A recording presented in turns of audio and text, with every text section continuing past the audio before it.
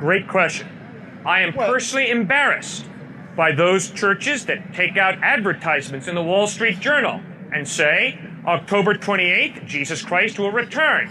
No, in Matthew chapter 24, Jesus clearly said, no one knows the day or hour of my return. Not the angels in heaven, nor the Son, but only the Father. So, sir, I do not know when Jesus is going to return. So that means, it's not that means, but it's like unlucky for those believers, super believers like you, for example. Say,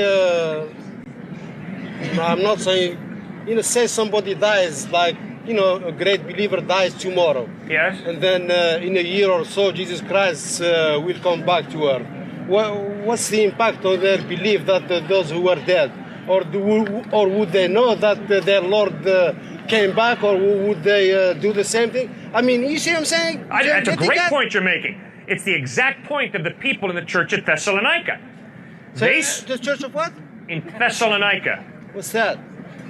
That's a city near the Mediterranean over in Asia Minor. Paul, the Apostle Paul, who was a follower of Jesus, wrote a letter to this church at Thessalonica. And part of the letter is dealing with the exact issue you raised. These Christians saw their fellow believers die. And they thought, oh no, they're dying and Jesus hasn't returned. What's going to happen? Yeah.